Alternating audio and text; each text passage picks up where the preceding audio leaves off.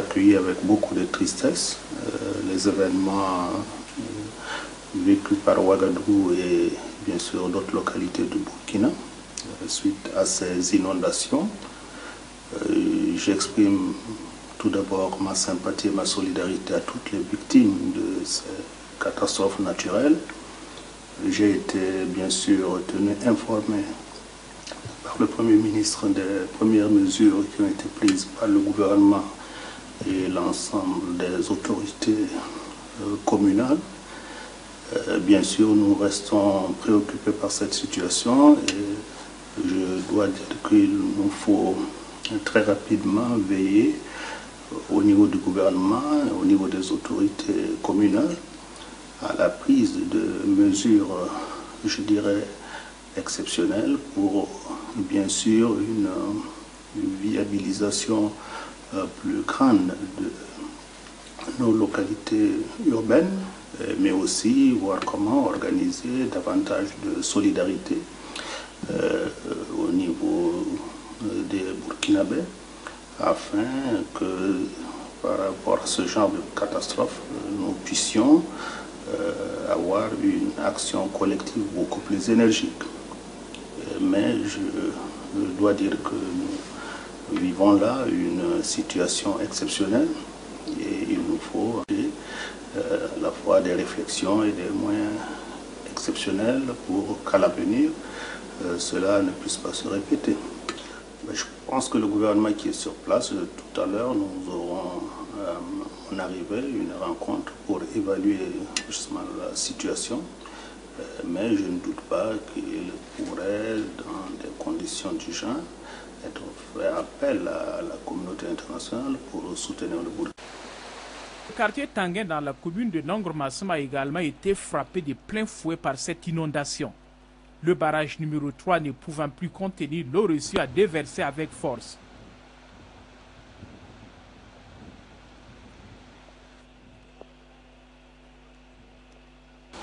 Impossible de s'effrayer un passage.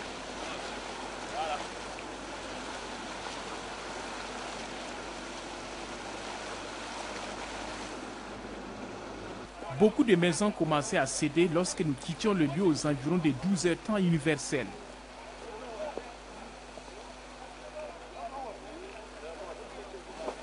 Le parc Bangrego et l'hôtel Simandé ont reçu une bonne quantité d'eau.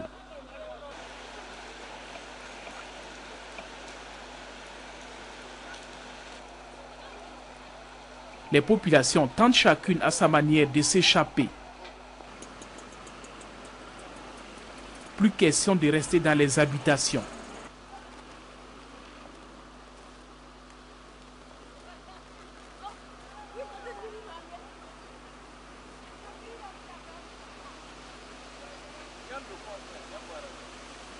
Les sapeurs-pompiers et la police municipale étaient déjà sur place pour secourir les populations.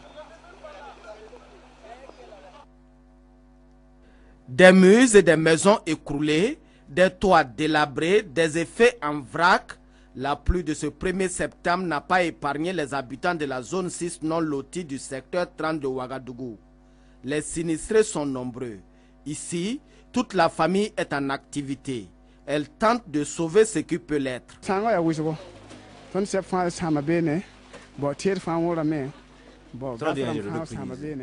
Il y a trop de dégâts. Nos papiers, les engins, tout est gâté. Nos habits aussi. L'eau a beaucoup emporté. Peut-être de l'argent aussi. Même constat dans cette cour. La catastrophe a frappé la famille du comédien. Celui-là même, surnommé le commissaire du quartier, reste impuissant face au désastre. Le mur de mon voisin tombe et moi je prends le coup. Et puis du coup, vous avez vu la fissure, il y a une chambre qui est tombée là-bas. Et voilà, nous sommes en train de parer au plus pressé. Pas de secours pour le moment. Les murs restent fendillés. Tout le monde a peur de l'intérieur. Le conseil municipal du quartier multiplie les visites. Il n'y a pas de cuisine. Seules les chèvres peuvent brouter un peu.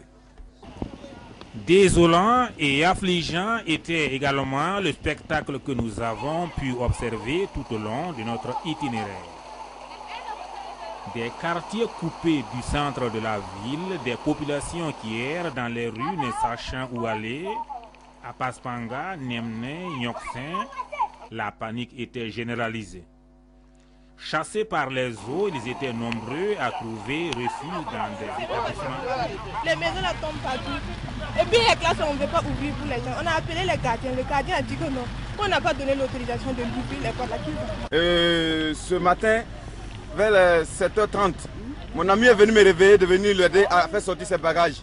Et quand on est arrivé, quand je suis sorti de la maison, j'ai constaté qu'il y avait assez d'eau. On est parti faire sortir ses bagages. 30 minutes après, on a constaté que tout le quartier a commencé à prendre l'eau. En 1978 aussi, il y a eu une grande pluie, la pluie qui a emporté l'ex-ministre des Finances, Mamadou Sanfo. Mais ça n'a pas été aussi comme ça. Mais franchement, cette fois-ci-là, on se pose la question, est-ce que ça n'est pas prévisible? Est-ce que ce n'est pas prévisible? Donc il faut que les autorités essaient de voir. Sans le quartier inondé, et d'ailleurs même, il y a une bande là, que la mairie avait demandé le déguerpissement il y a longtemps, ça n'a pas été fait. Moi, je pense que cette fois-ci, la mairie fera tout pour venir revoir encore et recenser les gens et voir comment on va faire. Parce qu'on ne sait jamais. Si c'était réellement la nuit, c'est-à-dire entre 24 heures ou 2 heures, peut-être, on allait avoir des pertes humaines. Au détour d'une des zones fortement affectées, nous avons rencontré le ministre de l'administration territoriale et de la décentralisation qui faisait le tour pour apprécier la situation.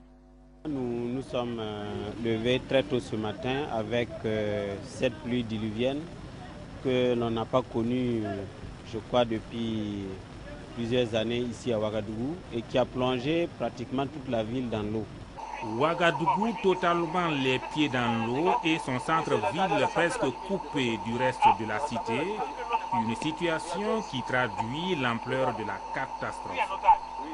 Partout, l'émotion était vive et les yeux interrogateurs sur les conséquences de cette situation inédite.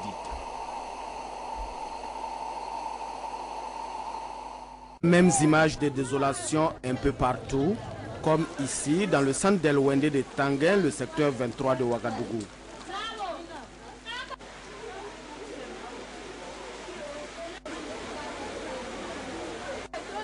Solidarité oblige en de pareilles situations. Les riverains essaient tant bien que mal d'apporter leur soutien aux sinistrés.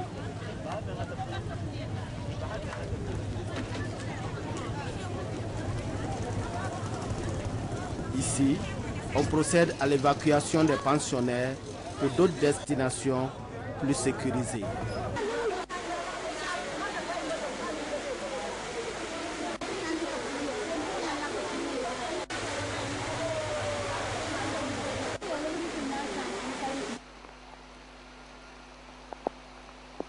Les pieds dans l'eau.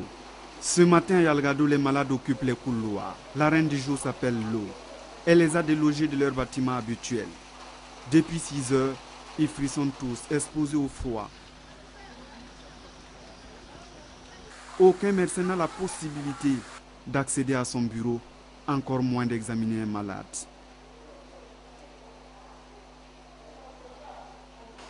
Laboratoire rempli, le déjeuner dans les allées. Bon, en fait, moi j'ai pris la garde ce soir, hier soir jusqu'au petit matin. Vers les 5 heures du matin, la pluie a commencé. Bon, moi particulièrement dans mon service, il n'y a pas eu d'eau qui est rentrée. Mais au contraire de ce côté, il y a l'eau qui a rempli tout le couloir là, jusqu'à inonder tous les bâtiments. Donc ça a coïncidé que les dames qui étaient venues pour nettoyer la maison, elles étaient déjà là. Apparemment, elles avaient même fini de nettoyer la maison quand l'eau a commencé à couler, à pénétrer dans la maison. Bon, elles ont tenté en vain de faire sortir, jusqu'à elles m'ont appelé d'ici de venir voir. Bon, moi, je suis venu constater que pratiquement tous les bâtiments étaient remplis d'eau. Bon, en tout cas, mon train de l'air dit de se calmer quand l'eau va passer. Ils vont essayer de nettoyer un peu. Finalement, c'est ce qu'ils ont fait. Bon, si ce n'est pas moi mon service, presque la majorité des services Puis je suis passé ici voir, tout était plein. Et à l'autre laboratoire là-bas, les gars, il a été obligé même de fuir carrément. Il a arrêté les appareils, puisqu'il dit que l'eau lui arrivait au niveau des genoux. Donc il a été obligé d'arrêter l'appareil et de sortir ça. L'évacuation des malades se précipite sous l'initiative des accompagnants avec en appui les vigiles. Les bras chargés, chacun se cherche. Nous sommes au deuxième étage. Quand on est descendu maintenant, comme ça, même l'eau a diminué. Si l'eau dépassait comme ça, ça atteint au niveau des genoux, au début. Là. Maintenant, pour traverser, sortir le dehors, c'était un problème. Les malades étaient là pour prendre le café, même dehors, les donner là, c'était tout un problème. Et voilà, là, il n'y avait plus de lumière. Même. Au deuxième étage, il n'y a pas de lumière. Il y a un showroom même qui est fini, il dit non, que comme il n'y a pas la lumière, là, il ne peut pas travailler. C'est le moment. Personne. Puis il fait sombre, il fait noir. Ils ont raison, les infirmiers ont raison. Puis ils ne peuvent pas travailler. Dans l'obscurité, dans un milieu comme ça, tu vois, c'est les personnes âgées, les infections, les trucs comme ça là. Pas seulement à Yalgado. Ici à Pasmanga, c'est la désolation. Il n'y a plus de voie. Il faut négocier le passage aussi mobilisé. Les lits du barrage envahis, le pont se voit à peine. Les habitants se sauvent par groupe. D'autres assistent impuissants à ces phénomènes naturels. Dans les recoins, nous rencontrons cette dame et son collègue. Du haut des voies qui traversent les barrages numéro 1, 2 et 3, on ne voit que de l'eau. Les bâtiments écroulés, les plus résistants débordés jusqu'aux fenêtres, comme ici à Dapoya. Véritable catastrophe naturelle, nous souffle un habitant. Est-ce un problème d'urbanisation? L'électricité aux abois, les installations de la nationale absorbées comme ici. Longtemps recherché, aujourd'hui trouvé, l'eau des pluies est là, avec tout son corollaire. Plus de temps à perdre, le temps passe, les eaux montent, alors que la population envahie attend encore du secours. L'armée avec à sa tête les sapeurs-pompiers là, avec tout l'arsenal de secours. À Yalgado, les véhicules passent et repassent. Dans certains services, plus d'accès, mais toutes les voies mènent à la vie. La stratégie de secours, le toit, passer par-dessus les hangars pour évacuer les patients, déjà impatients de se libérer du mal, puis encore de l'eau. La situation est assez critique dans la mesure où on a été obligé d'évacuer beaucoup de nos malades vers les CMA et vers l'hôpital Charles de Gaulle. À Pasmanga, tout comme à Dapoya, la sécurité se renforce au rythme des dégâts. Au fil du temps, le renfort arrive.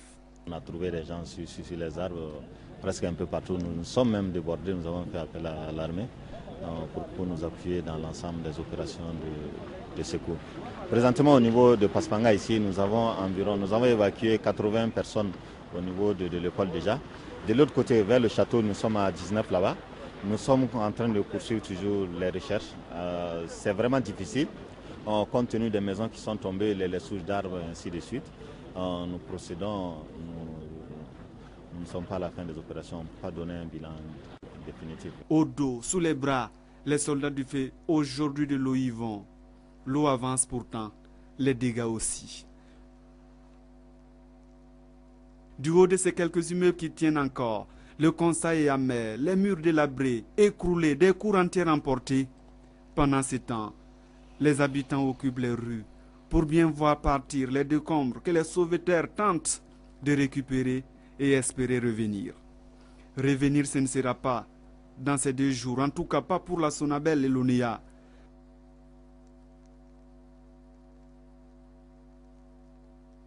L'opération de sauvetage n'arrivera pas non plus ici. Mais le constat se fait à travers la pirogue. Tout le matériel dans l'eau.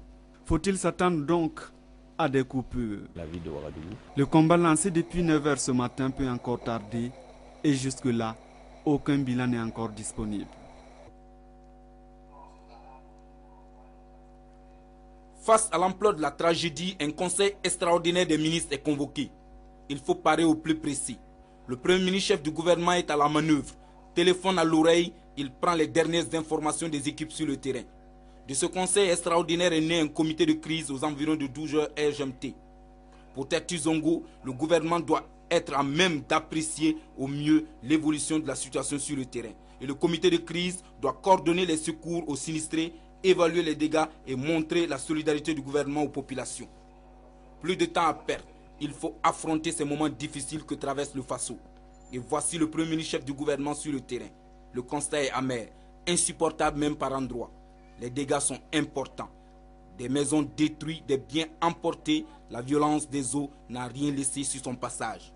Nous, on a perdu beaucoup de choses parce que mon femme là, il n'a plus de plats, il n'a plus de calebasse, il n'a rien. Moi-même, je n'ai pas chauffe ça. Je n'ai pas les habits pour changer. Je n'ai pas les habits pour changer. Et puis dans ma poche, c'est 2000 francs qui sont dans ma poche. Je n'ai pas les habits pour changer. Mais Dieu est grand, personne n'a pas blessé, n'a pas mort. Mais il n'y a pas tous les magies, tous les habits, toutes les choses, tout est perdu. Voilà mon bagage, j'ai venu ramager et ça comme ça. C'est ça que j'ai enlevé comme ça. En tout cas, nous, comme le Premier ministre même est venu pour nous voir, en tout cas, nous sommes trop contents, puisque même s'il n'a pas moyen pour nous sauver, mais quand il est venu, il sait que nous sommes les autres humains comme les autres. On ne sait pas comment on va s'arranger, je dis, tu vois, avec la pluie, tu vois, on ne sait même pas où il faut dormir. Tu vois, tout ça là, on a là, en face notre santé, en face où il faut dormir aussi. Plus de 250 mm d'eau tombée en moins de 12 heures à Ouagadougou. C'est un mardi noir pour les Ouagavillois qui ne comprennent toujours pas ce qui vient de se passer en si peu de temps. Nous avons essayé de mutualiser les moyens dès le matin. Les sapeurs-pompiers, à eux seuls, ne pouvaient pas faire face à la situation. L'armée a apporté ses moyens et la police s'est joint à eux. Et nous avons aussi un certain nombre d'acteurs, d'autres acteurs qui ont vraiment participé. Nous devons vraiment les féliciter. Maintenant, en termes de vie humaine, et ce que nous avons pu recenser, il y a en tout cas au moins 3 personnes qui ont été emportées par les eaux dans la ville de Ouaga. Mais naturellement, peut-être qu'il y a d'autres, parce que vous savez qu'il y a beaucoup de gens qui sont rentrés dans leurs véhicules, qui ont refusé de sortir des véhicules et qui ont été surpris par les eaux. Les eaux ont complètement inondé les véhicules. Combien ont pu sortir, combien n'ont pas pu sortir, je crois que d'ici là, on fera un peu le point. Ce qui nous semble important, c'est comment reloger les gens. Nous l'avons fait, on a fait une réunion de cabinet ce matin, on a dégagé un certain nombre de sites où nous sommes en train d'évacuer les populations, s'occuper des premiers soins, comment les faire manger, comment s'occuper des questions de santé. Mais je dois dire qu'au-delà de toute cette tragédie que nous vivons, ça doit sans doute interpeller chacun de nous, aussi bien le gouvernement que les populations elles-mêmes, que la vie est faite aussi de règles, il faut qu'on le fasse, c'est vrai. Nous avons enregistré près de 300 mm de pluie et le ministre des Transports, qui est le ministre de la Météorologie, me faisait le point. La dernière pluie qu'on a eue de ce genre remonte à 1919, c'était à Bobo, et ce n'était que 246 mm. Donc ça veut dire que depuis qu'on a commencé à recueillir l'eau qui tombe, on n'a jamais eu une pluie de ce genre. En moins de 12 heures, avoir près de 300 mm. Et naturellement, je sais que les gens diront les ponts n'avaient pas été dimensionnés, les caniveaux n'avaient pas été dimensionnés, mais c'est un phénomène qui est très rare et je dois dire que ça nous interpelle tous. C'est pourquoi je voudrais appeler chacun à la solidarité. C'est dans les moments difficiles qu'on reconnaît la solidité d'une nation et chacun doit se sentir concerné par ce qui se passe. Les critiques viendront après. Pour l'instant, nous devons faire en sorte pour sauver des vies et pour donner l'espoir à beaucoup de populations. Donc, je voudrais vraiment remercier tous les acteurs. Nous sommes ici à l'hôpital. Si les responsables de l'hôpital du ministère de la Santé vous disent ce qu'ils ont fait, évacuer pratiquement tous les malades des services inondés qui sont actuellement répartis dans les différents hôpitaux. Tous les médecins ont été convoqués pour aller s'occuper des malades là où ils sont. Vous allez voir dans les mairies, les maires sont mobilisés, toutes les équipes, les sapeurs-pompiers, les forces de l'ordre. Donc, je crois que c'est un exemple de solidarité que nous devons encourager. Dans les différents quartiers sinistrés, Tertu Zongo a pu apprécier le courage, la mobilisation des populations, des forces de sécurité et des sapeurs-pompiers qui tentent tant bien que mal de faire respecter les mesures d'urgence à observer en pareilles circonstances. Des gravats d'une maison qui s'effondre. La scène se passe au quartier Tampoui de la ville de Ouagadougou. Les sapeurs-pompiers appelés d'urgence sur les lieux du drame s'activent à sortir d'éventuelles victimes qui se trouveraient sous ces décombres. Vers 15 h, ils arrivent à sortir un corps, celui d'une femme, selon des témoins de la scène. Pour l'instant, les causes du drame ne sont pas encore connues, mais selon toute vraisemblance, les conséquences de la pluie diluvienne d'hier y sont pour quelque chose. On attend donc le constat de la police pour véritablement situer